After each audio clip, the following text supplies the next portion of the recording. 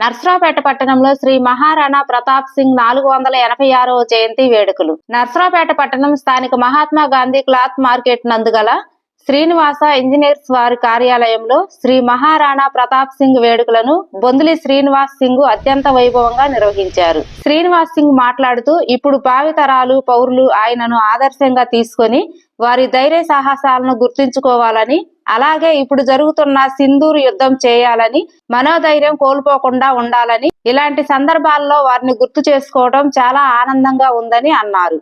ఈ కార్యక్రమంలో బత్తుల మురళి, గట్టుపల్లి సత్యనారాయణ, రెప్పల శ్రీనివాస్, ముందటి నాగమల్ సింగ్, బొందిలి సీతారాం సింగ్, బొందిలి నర్సింగ్ బాబు, రామ్ లక్ష్మణ్, రవి, కృష్ణ తదితరులు పాల్గొన్నారు.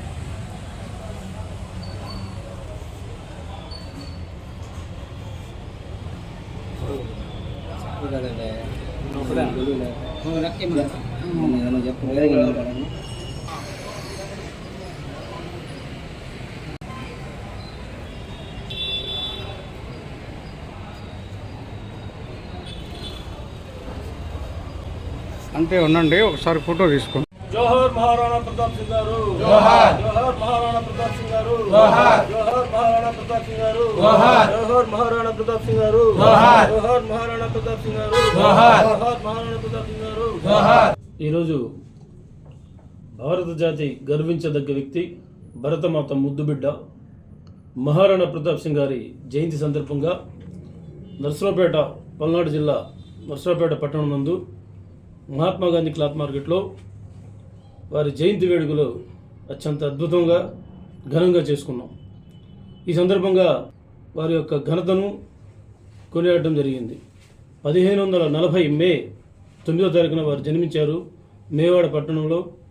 మేవాడ పట్టణానికి రాజుగా కూడా వారు ఉన్న సమయంలో అనేకమైన యుద్ధాలు జరిగినాయి. హల్దీఘాట్ ప్రముఖంగా చెప్పుకోవచ్చు.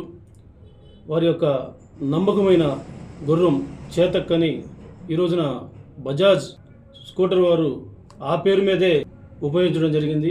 అదేవిధంగా రామ్ ప్రసాద్ అనే ఒక ఏనుగు నమ్మకంగా ఉండేది. ఉదయగిరిలో ఈరోజు కూడా వారి యొక్క సమాధి దగ్గర వారితో పాటు రామ్ ప్రసాద్, చేతక్ యొక్క సమాధి కూడా ఉన్నాయి, చూడవచ్చు. ఇప్పుడు ఈ విషయం ఎందుకు సంబంధిస్తున్నానంటే, ఆ రోజు జరిగిన యుద్ధంలో ఎంతో నమ్మకంగా వారికి దగ్గర ఉన్నాయి. ఈరోజు మన యొక్క ఏదైతే యుద్ధం జరుగుతుందో ఆ యుద్ధంలో ఉన్న సైనికులకి మనోధైర్యాన్ని నింపాలనే ఆలోచనతో, అదేవిధంగా ఆ రోజే ఇంతకన్నా పెద్ద పెద్ద యుద్ధాలు జరిగినాయి. అప్పటికి ఇంత సైన్యం లేదు. అయినప్పటికీ మహారాణా ప్రతాప్ సింగ్ గారు చిత్తోడు జిల్లా, చిత్తోడు అనే పట్టణం పరాయి పాలకుల్లో ఉండటం వల్ల దాని విముక్త కోసం తన యొక్క రాజ్యాన్ని, రాజభోగాల్ని విస్మరించి అడవుల్లోకి వెళ్ళి గడ్డితో చేసిన రొట్టెలు తిని మన యొక్క సామ్రాజ్యాన్ని రక్షించుకోవాలా, ఎట్టి పరిస్థితుల్లో మనం ఎవరికి దాసోహం కాదు అని ఆ రోజే మనకి ఎంతో మనోధైర్యాన్ని చూపించగల నాయకుడు ఆయన. మరి అంతటి మహనీయుడి జయంతిని స్మరించుకుంటూ రాబోయే భావితరాల వారికి ఒక స్ఫూర్తిని నింపే విధంగా అలాంటి మహానుభావుడి యొక్క జయంతి నిర్వహించడం చాలా ఆనందంగా ఉంది. ముఖ్యంగా నర్సరావుపేట పట్టణంలో గత 5 సంవత్సరాల నుంచి చేస్తున్నామండి. అదేవిధంగా ఇప్పుడున్న పరిస్థితుల్లో ఆ మహానుభావుడి యొక్క మెసేజ్ని పంపించడం కూడా ఎంతో అవసరం ఉందండి.